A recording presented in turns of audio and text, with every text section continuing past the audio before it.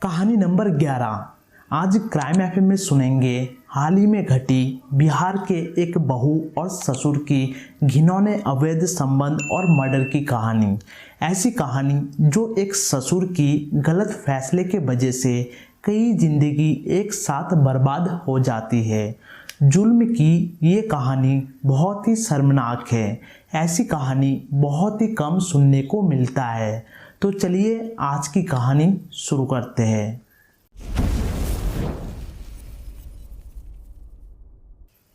नमस्कार, मेरा नाम है मंगलदीप और आप देख रहे क्राइम एफएम। आज की कहानी बिहार का अररिया जिले में एक गांव है फतेहपुर, उस गांव की कहानी है।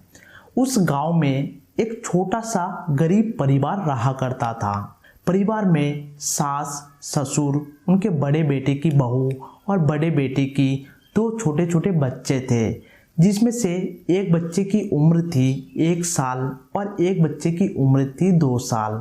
तो टोटल इस परिवार में 5 जने रहते थे। सास, ससुर, बहू और 2 छोटे छोटे बच्चे। इसके अलावा इस परिवार में 2 जवान बेटे और थे जो कि पंजाब में रहते थे और वहीं पर कामकाज करते थे और हर महीने अपने परिवार को पैसे भेजते थे, जिससे उनका गुजारा, उनके 2 छोटे छोटे बच्चों का गुजारा अच्छे से हो सके। तो ये सारी चीज़ें होती रहती है, सब कुछ ठीक ठाक चलता रहता है। फिर 23 अप्रैल 2022 को सुबह 7 बजे के करीब घर की बहू, जिसका नाम था दामिनी देवी, वो रोज की तरह सुबह सुबह सोकर उठती है, झाड़ू वगैरह लगाती है और फिर सास, ससुर और अपने लिए चाय बनाती है। सबसे पहले चाय वो अपने ससुर को देती है और फिर चाय अपने सास को देने उनके कमरे में जाती है। आमतौर पर उसकी सास रोज सुबह सुबह उस समय तक जग जाती है, मगर आज अभी भी नहीं जगती है। बहू सबसे पहले सास का दरवाज़ा खटखटाते हैं और उनको पुकारते हैं, मगर अंदर से सास कोई जवाब नहीं देती है और दरवाज़ा भी नहीं खोलती है। फिर बहू दरवाज़ा को धक्का देता है और दरवाज़ा खुल जाता है और वो अंदर देखती है सास बुरी तरह घायल और खून से लथपथ होकर बिस्तर पर पड़ी हुई है। ये देखकर दामिनी देवी का होश उड़ जाता है। वो चीखने लगती है, चिल्लाने लगती है। फिर ये सुनने के बाद ससुर भागता हुआ कमरे में जाता है और देखता है जो उनकी बीवी ऐसे बिस्तर पर खून से लथपथ पड़ी हुई है। वो भी जोर जोर से चिल्लाने लगते हैं, रोने लगते हैं। फिर देखते देखते आस पड़ोस के लोगों का भीड़ जमा हो जाता है और बात पूरे गांव में आग की तरह फैल जाती है। फिर सभी के जुबान पर बस एक ही बात होती है, इतने बुजुर्ग महिला को इस तरीके से किसने मारा होगा। इनकी किसी के साथ दुश्मनी नहीं थी, ऊपर से बहुत ही अच्छी इंसान थी, तो इतने बुरी तरह से इनको कौन मार सकता है। फिर पुलिस को इन्फॉर्म किया जाता है।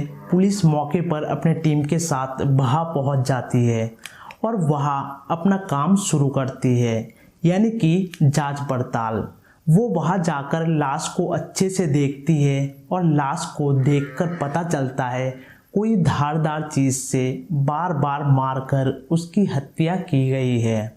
फिर लाश को पोस्टमार्टम के लिए भेज दिया जाता है।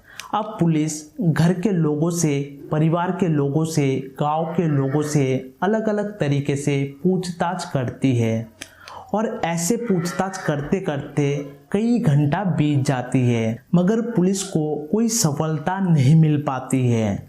आखिर इनको किसने मारा होगा। पुलिस घर के एक एक चीज़ों को देखने की कोशिश करती है, जो कुछ गायब तो नहीं है, कहीं ये लूटपाट का मामला तो नहीं है। दोस्तों, एक कहानी को बनाने में काफ़ी समय लगता है।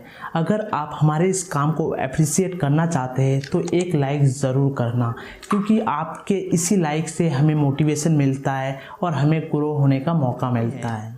फिर पुलिस जब घर के मालिक यानी ससुर जी और बहू से पूछती है, जो तुम दोनों रात को कहाँ थे, तो ससुर बोलता है, गांव में एक प्रोग्राम था, मैं वहाँ खाना खाने के लिए गया था।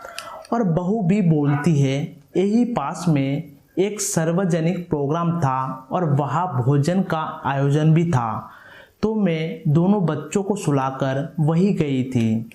मैंने सासू माँ को भी अपने साथ जाने के लिए बोला था, मगर उन्होंने जाने से मना कर दिया था और वो सो गई थी। फिर हमें घर लौटते लौटते देर रात हो गई थी, इसलिए हमने उनको डिस्टर्ब नहीं किया और उनको नहीं जगाया। और सुबह जब उनको चाय देने गई उनके कमरे में, तो उनको इस हालत में पाया। अब यहाँ पर बहू बहुत रो रही थी सासू माँ के गुजर जाने पर, और ससुर जी भी बहू से भी ज़्यादा रो रहे थे। ऐसा मानो उनको इस घटना से बहुत गहरा ठेस पहुँचा हो। फिर पंजाब में दोनों बच्चों को पता चलता है, तो वो तत्काल भागते भागते पंजाब से बिहार आते हैं और मॉर्चुरी जाकर अपने माँ को देखते हैं और फूट फूट के रोते हैं। जो कौन हो सकता है ऐसे बेरहमी से माँ को मारने वाला। और गांव के लोगों के जुबान पे भी बस एक ही बात, जो ऐसे किसी बुजुर्ग औरत का खून क्यों करेगा। तो पुलिस भी लगातार लगी हुई होती है और अलग अलग लोगों से पूछताछ कर रही होती है।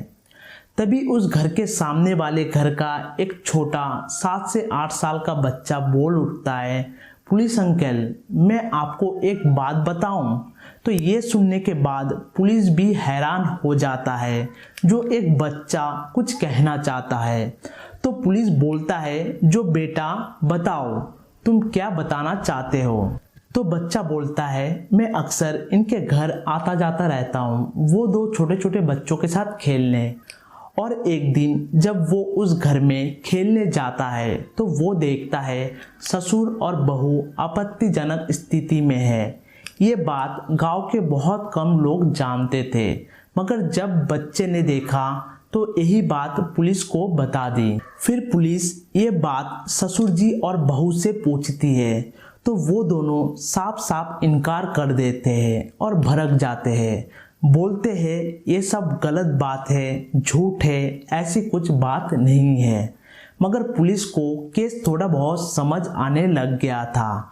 उनको पहला सुराग मिल चुका था। भले ही बहू और ससुर जी इनकार करें, जो उन्होंने ऐसा कुछ नहीं किया, मगर बच्चे कभी भी कहानी नहीं रच सकते। उन्होंने ऐसा देखा तभी बोला। तो पुलिस इसके और अंदर घुसने की कोशिश करती है और गांव के कुछ लोगों से, महिलाओं से पूछताछ करती है। तो पुलिस को यहाँ से कुछ और चीज़ें पता चलना शुरू होता है। गांव के कुछ लोग बताते हैं, इस घर की बहू का चाल चलन ठीक नहीं है। इस घर में अक्सर बाहर के लोगों का आना जाना होता है, और ख़ासकर जब घर पर बहू अकेली होती है उस समय। अब पुलिस को ये अंदाज़ा हो चुका था, कहीं ना कहीं इन सब के पीछे बहू का ही हाथ है। तो पुलिस और गहराई में पूछती है और पता चलता है इस महिला का चरित्र ठीक नहीं है। इसके संबंध गांव के कई लोगों के साथ है और इसके ससुर के साथ भी है। फिर पुलिस इस दामिनी देवी को हिरासत में ले लेती है और सख्ती से पूछताछ करती है, और आखिर में वो टूट जाती है और सारी सच उगल देती है। वो कहती है उसकी शादी 5 साल पहले हुई थी, मगर घर की हालत बिल्कुल भी ठीक नहीं थी। उसका पति और देवर दोनों बेरोजगार थे, कोई कामकाज नहीं था। फिर दोनों भाई पंजाब चले जाते हैं रोजगार के लिए, और मैं यहाँ अकेली सास ससुर के साथ पड़ी रहती थी। फिर गांव के एक व्यक्ति के साथ उसका संबंध होता है और ये चीज़ें उसका ससुर देख लेता है। अब यहाँ पर ससुर की सबसे बड़ी गलती पाई जाती है। वो ये सारी चीज़ें देखने के बाद, जानने के बाद उसकी जिम्मेदारी बनती थी जो वो अपने बहू को डरा धमका कर, समझा बुझा कर बात को यही ख़त्म कर दिया जाए और अपने बहू को अपने बेटे के पास पंजाब भेज दिया जाए। मगर वो बुजुर्ग ससुर ये नहीं करता है, बल्कि वो अपने बहू का नियत देखते हुए खुद ही उसके साथ संबंध बना लेता है और ये सिलसिला काफ़ी दिनों से चलता है। और इसी के चलते वो छोटा सा बच्चा भी एक दिन अपने आंखों से ये सब चीज़ें देखता है और वही बात पुलिस को बताता है और ससुर भी सारे चीज़ें कबूल कर लेता है और दोनों किए गए जुल्म को भी कबूल कर लेते हैं। जब वो दोनों 22 अप्रैल की रात देर से घर आए थे, करीबन 12 बजे के करीब, तब उसके सासू माँ गहरी नींद में सो रही थी। उनको आवाज़ लगाते हैं मगर वो कुछ जवाब नहीं देती है। फिर बहू एक धारदार वस्तु लेती है और अपने सास को तब तक मारती है जब तक उनकी सांस बंद ना हो जाए और वो मर ना जाए। फिर जब पोस्टमार्टम का रिपोर्ट आता है तो उसमें भी लिखा होता है कोई जोर जबरदस्ती, बचाव वगैरह की कोशिश नहीं किया गया था, कोई लड़ाई झगड़े की संभावना नहीं हुई थी और उसके सासू माँ को मारने का बस एक ही कारण होता है, क्योंकि उनको इनके संबंध के बारे में पता चल गया था और वो ये गलत काम का विरोध करती थी। और जैसे ही ससुर और बहू को मौका मिला तो वो इस बुजुर्ग औरत को मौत के घाट उतार दिया। तो पुलिस ससुर और बहू को अपने हिरासत में ले लेती है और जेल भेज देती है। मामले की अभी भी छानबीन, जांच पड़ताल चल रहा है। वहाँ के पुलिस का कहना है इन दोनों के अलावा कोई और भी दोषी होगा तो उनको किसी भी कीमत पर बख्शा नहीं जाएगा। अब देखने वाली बात यह है इन ससुर और बहू को अदालत क्या सज़ा सुनाती है इतने घिनौने हरकत और फिर अपने ही बीवी और सासू माँ को खून करने के जुल्म में। अब इस केस में दुख की बात यह है ससुर के एक गलत कदम के वजह से एक बेगुनाह बुजुर्ग की जान जाती है और 2 छोटे छोटे बच्चों के सर से माँ का साया उड़ जाता है। भले ही उन बच्चों का बाप दोबारा शादी कर ले मगर अपना माँ तो अपना माँ होती है, कोई सौतेली माँ उसकी जगह कभी नहीं ले सकती। तो जुल्म की ये कहानी अगर अच्छा लगा तो एक लाइक ज़रूर करना, चैनल पर नए हो तो सब्सक्राइब करना और बेल आइकन को भी दबाना।